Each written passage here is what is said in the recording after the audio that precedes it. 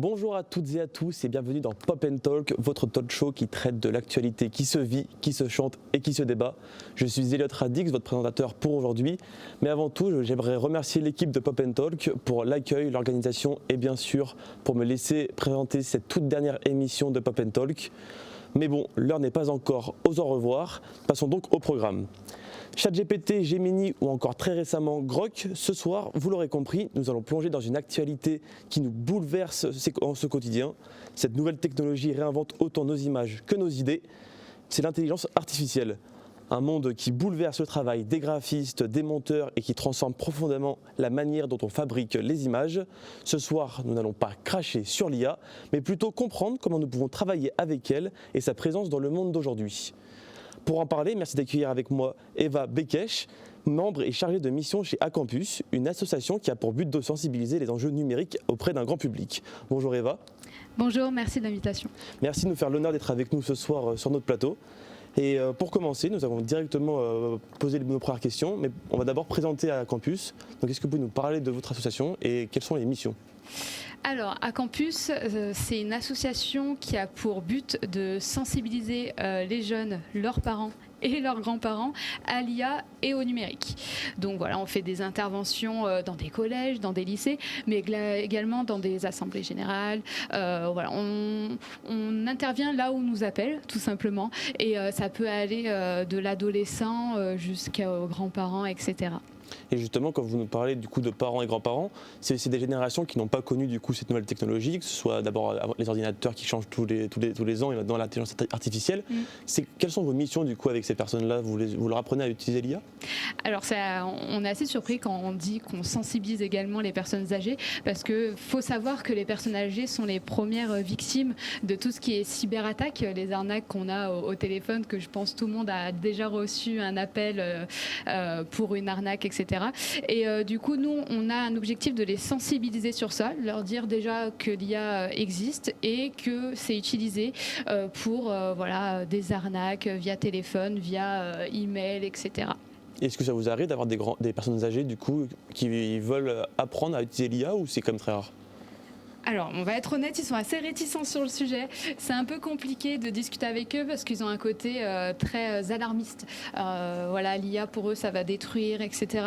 Alors que nous, on a un discours assez positif sur l'IA puisque ça apporte plein de bonnes choses. C'est pas que du négatif, ça va pas nous remplacer. Donc voilà, on essaye un peu de les éduquer et de les pousser un peu vers ce regard-là et aussi pour qu'ils soient au courant de notre monde actuel.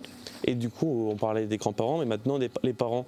Et comment ils sont par rapport à l'IA ? Est-ce qu'ils ont peur ? Est-ce qu'ils sont curieux par rapport à ce dont leurs enfants voient au quotidien ? Comment ça se passe ? Alors avec les parents, on va dire qu'ils sont un peu plus dedans parce que voilà, ils sont dans des entreprises et aujourd'hui dans les entreprises on parle beaucoup d'IA, notamment pour la productivité au boulot, etc. Donc ils sont un peu plus sensibilisés, mais ils ne savent pas ce qui se passe sur les réseaux sociaux où là ça peut être un vrai danger au niveau de leurs enfants.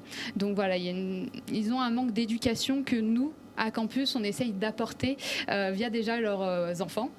Et en espérant que les enfants aussi transmettent un peu tout ce qu'on leur raconte à leurs parents. Parce que du coup, c'est un objectif aussi pour Acampus, c'est faire en sorte que les enfants apprennent aussi l'importance de l'intelligence artificielle et ne parlent pas juste les dangers que peuvent causer l'IA pour les grands-parents et les parents. Non, exactement. En fait, avant, on se trompait un petit peu, on disait qu'on présentait les dangers de l'IA, parce que l'IA est un danger. Mais en fait, non, on se trompe complètement. L'IA n'est pas un danger. C'est la manière dont on l'utilise qui est dangereuse. Et c'est ça qu'on veut démontrer et qu'on sensibilise à 100% pour que les enfants, les adolescents et les futurs adultes utilisent l'IA de manière un peu plus responsable et éthique également, si possible. Et du coup, vous nous parlez du coup, que vous aimeriez du coup, que les nouvelles générations fassent en sorte d'apprendre, en tout cas de faire en sorte que leurs parents et leurs grands-parents apprennent ce que c'est l'IA. Mais j'aimerais juste savoir pourquoi l'IA, c'est aujourd'hui un sujet qui est aussi important pour les nouvelles générations. Est-ce qu'il y a aussi une importance pour eux parce que dans l'avenir, ils vont devoir avoir plus affaire à elle ? Carrément. Dans l'avenir, on ne va pas se cacher, hein, le monde du travail change et également, voilà, l'IA permet une productivité et permet de travailler plus vite. Du coup, ça change complètement la façon de travailler et c'est hyper important pour les jeunes, que ce soit même des jeunes étudiants qui se préparent pour le monde du travail, de connaître l'IA, de savoir comment on l'utilise correctement pour ensuite être armé pour le monde professionnel qui est assez compliqué aujourd'hui. Parce qu'aujourd'hui, on peut s'attendre à ce que dans le monde professionnel, vous devez le voir du coup avec tout à campus, mais du coup tous les professionnels vont apprendre à travailler avec l'IA. Oui, on nous apprend à travailler avec l'IA. Nous, ça nous arrive de faire des interventions d'un côté aussi, du côté professionnel. Et vraiment, on a aussi une volonté d'apporter une sensibilisation, pas seulement sur l'IA, mais aussi sur les données qu'on lui donne. Parce que quand on utilise ChatGPT, on lui fournit de la donnée. Et cette donnée, elle est utilisée des fois à des fins pas toujours positif. C'est des entreprises privées qui après revendent nos données, etc. Donc ça, voilà, on a une grosse sensibilisation dessus parce qu'il y en a qui utilisent très bien l'IA, mais ils ne sont pas au courant que leurs données après sont utilisées pour revendre via d'autres entreprises ou des personnes malveillantes tout simplement. Merci beaucoup Eva pour vos réponses. Impossible de le nier, aujourd'hui l'intelligence artificielle est bien trop présente dans notre quotidien, enfin bien trop présente, ça dépend pour qui. Mais du coup, l'équipe de Pop & Talk a décidé de partir en reportage pour parler avec des Lyonnais, pour savoir ce que eux pensaient de la présence de l'IA et comment ils s'en servaient. On a réussi à avoir l'avis de plusieurs étudiants qui se servent de l'IA ou non. Reportage tout de suite.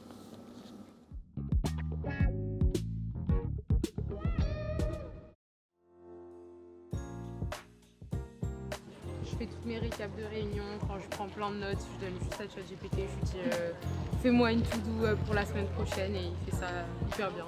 J'utilise l'IA surtout pour mes devoirs ou quand je ne sais pas quelque chose, je vais lui demander directement, c'est plus pratique je trouve que d'aller sur Google quoi. Moi ouais, j'ai beaucoup dans les études surtout. Souvent la recherche ça fait le gros du travail au début. Je trouve ça bien parce que c'est pratique, mais ça a de gros inconvénients, on va dire. Ça rend les gens flemmards en quelque sorte. Moi j'aime bien l'IA, mais je trouve que d'un autre côté, ça a un côté un peu anxiogène. Enfin, je trouve qu'on commence à tomber un peu dans les dérives, l'IA qui se corrige toute seule, etc. Je trouve que ça devient un peu dangereux. C'est abéti, je trouve. Ça enlève vraiment de ce qu'on peut gagner des études, typiquement. Tout ça, en fait, juste pour gagner du temps ou des notes. C'est pas une bonne chose in fine. Ouais, clairement, mais je pense que ça va disparaître au même rythme qu'on va gagner des emplois grâce à l'IA. Je pense que ça va être un équilibre qui va se trouver. Je pense que ça peut faire avancer beaucoup de domaines. Là, je suis en école d'ingénieur, donc je sais pas mon métier s'il va être remplacé par l'IA, etc. Il y a beaucoup de métiers ça fait un peu peur. Je pense qu'on va vers un progrès des métiers, vers quelque chose de nouveau. Les gens vont se réinventer pour avoir de nouveaux métiers. Il y a un danger aussi on ne sait pas trop ce que ça peut faire. Après, c'est bénéfique pour plein de choses, donc c'est un peu les deux, je dirais. Je vais dire que c'est un progrès pour beaucoup de choses, médecine, cinéma, tout ça, parce que ça simplifie la vie. Mais pour autant, ça peut devenir très dangereux dans certaines situations.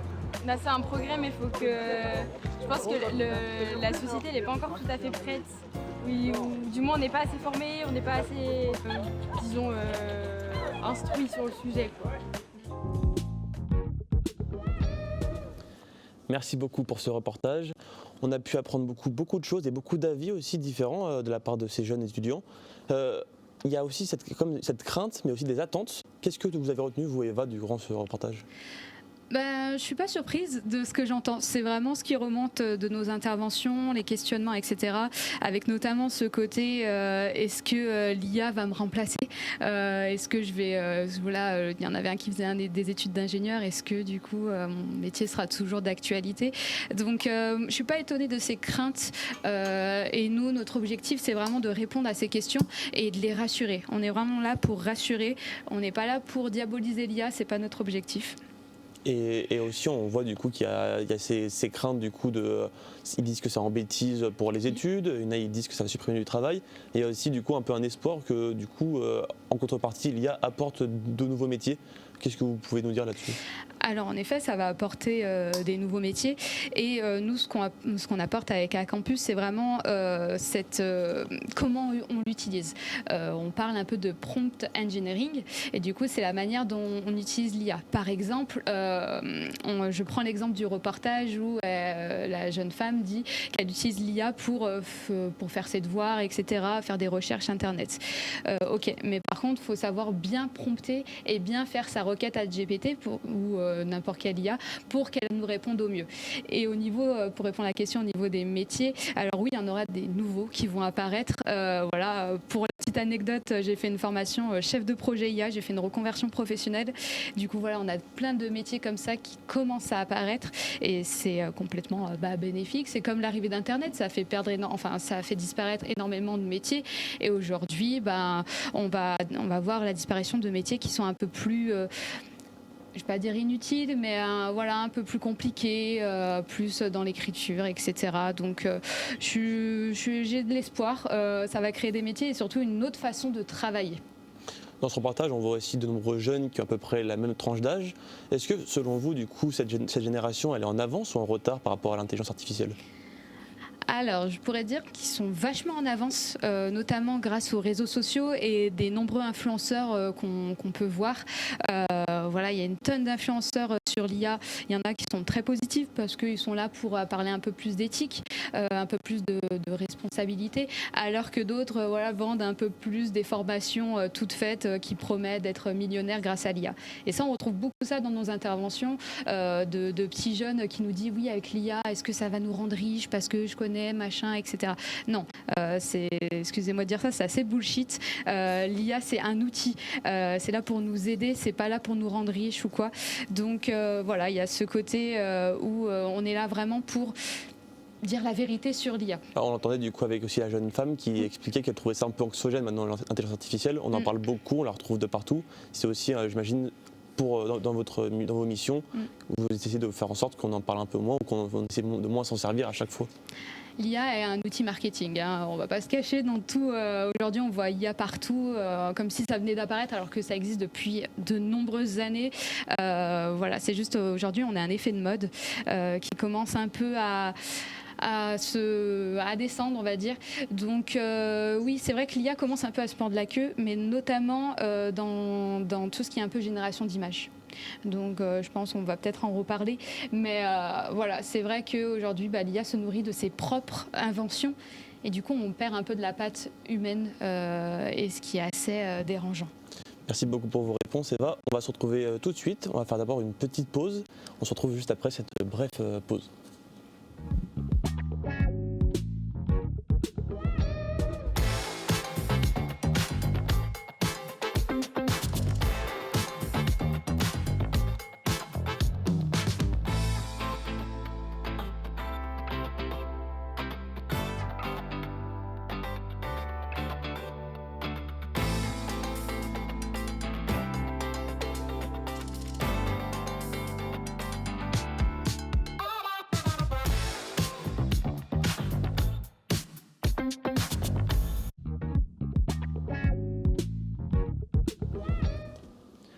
De retour sur le plateau de Pop & Talk. Juste avant, merci d'abord à ceux qui viennent de nous rejoindre ou alors à ceux qui sont encore sur le live.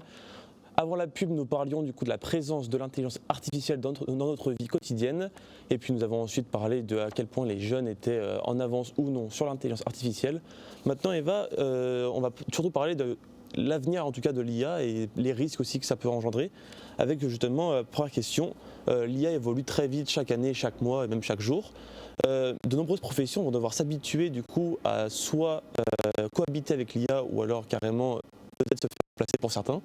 Mais quelle nouvelle mission, du coup, nouveaux défis certaines professions vont devoir avoir avec l'IA ? Alors je pense que maintenant dans l'avenir, au sein des entreprises, on aura un peu des référents IA. Moi j'imagine un monde où on a des personnes qui sont spécialisées dans l'IA.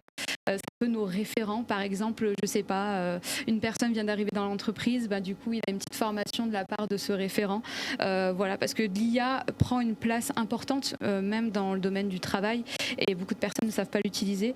Donc je pense que ces nouveaux métiers vont pas tarder arriver et on risque d'avoir voilà, des référents IA un peu partout au quotidien. Mais du coup, j'imagine que ces référents seront assez jeunes parce que ça va être du coup des jobs qu'on va apprendre du coup aux étudiants qui sont actuellement en études. C'est ce que j'espère, un peu ajouter une plus-value un peu à ces jeunes qui, voilà, on est tous passés par là, le monde du travail est assez compliqué quand on commence.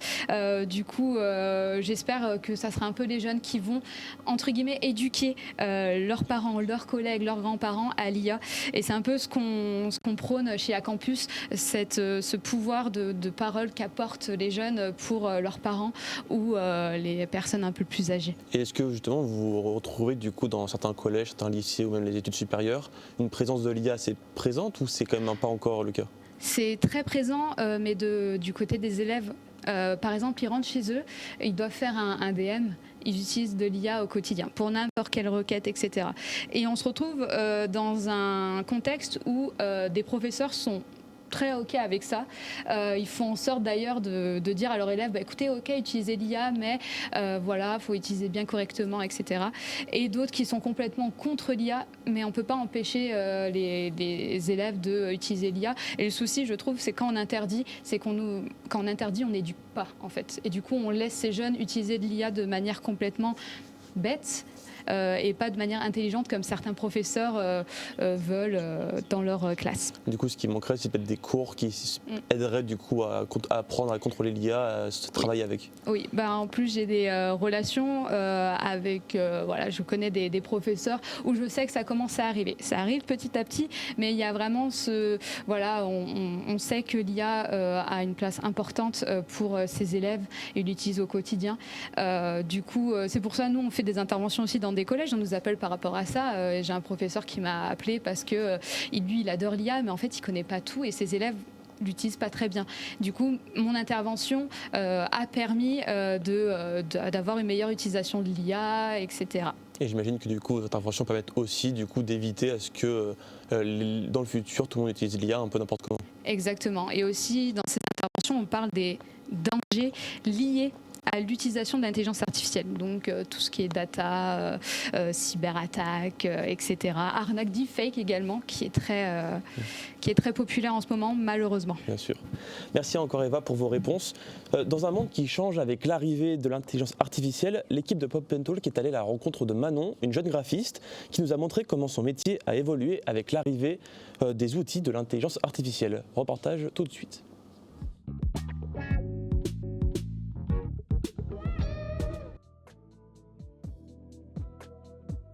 Moi c'est Manon Raget, donc je suis graphiste depuis plusieurs années et donc graphiste en alternance au sein d'Ethan Communication depuis bientôt, c'est ma 3e année, bientôt 3 ans.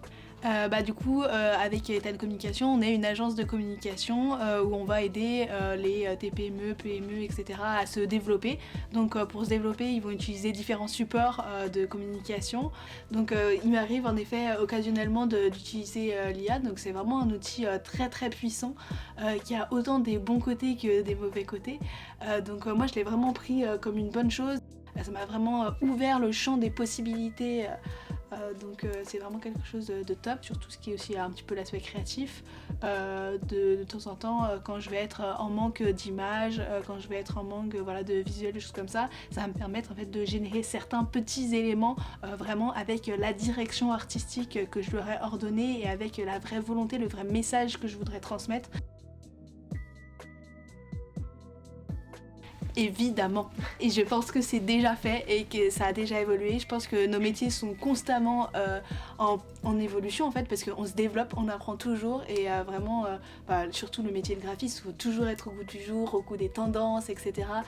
Donc en fait c'est un métier qui dans tous les cas évolue constamment, c'est l'objectif on va dire de ce métier, même dans le monde créatif je pense que nos métiers évoluent toujours et donc il a déjà en fait commencé à changer avec ces nouveaux outils qui sont là depuis maintenant quelques années. Beaucoup de choses, mais principalement je dirais ça, vraiment concrètement, parce que voilà, une IA en fait c'est une machine, c'est un robot qui va prendre des informations, qui va faire une grosse bouillie et qui va nous la rejeter et nous la redonner en fait comme elle est. Et si on ne sait pas trier, si on n'a pas notre réflexion, notre vision des choses, ok, c'est facile qu'ils nous sortent une image, oui, mais sortir réellement quelque chose qui a de la valeur, du contenu, de l'importance, qui véhicule vraiment un message et même quelque chose de réaliste, parce que sinon on va avoir 6 doigts, sinon on va avoir en fait des choses complètement irréelles. En fait, je pense que c'est pas si facile que ça. Genre voilà, je refuse de me laisser dépendre, on va dire, de l'IA.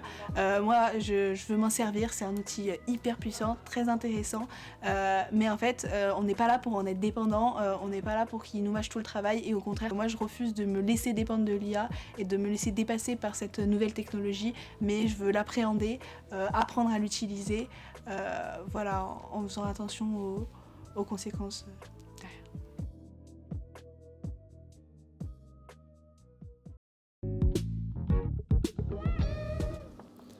Merci encore à notre équipe pour ce reportage riche en informations.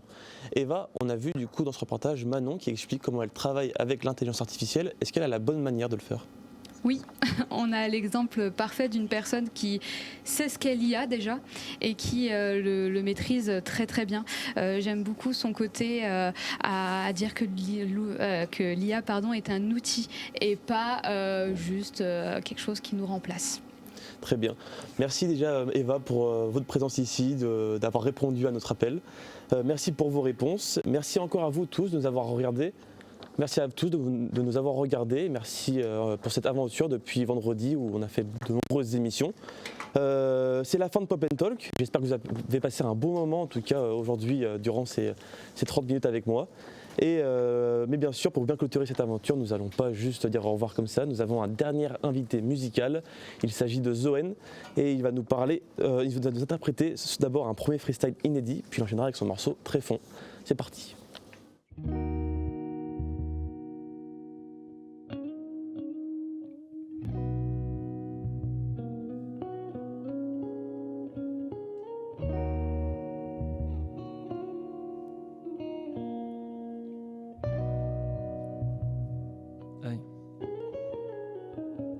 C'est chiandrait qu'on brûle à vif. Moi je vais rejeter leur sort avec mes lyrics fanatiques. Faut que je me fume un stick, faut que je change d'air. Car étrange j'ai l'air quand je passe à m'en passer les traces qu'il m'a laissées.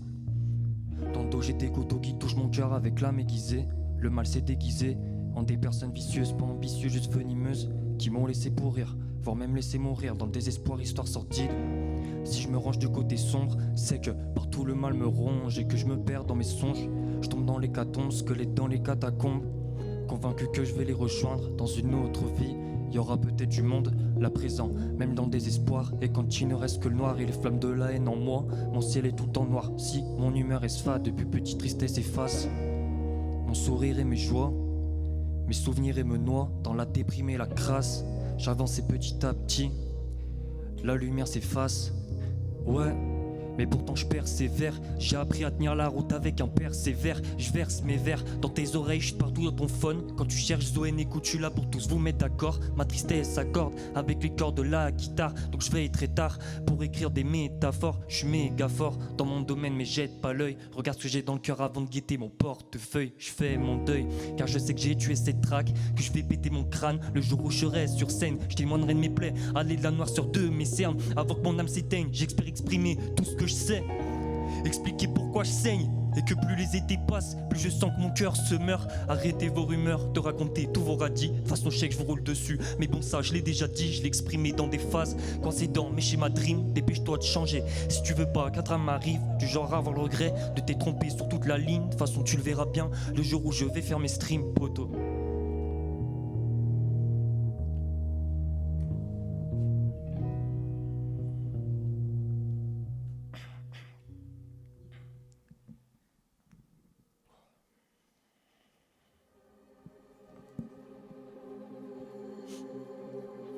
Ouais.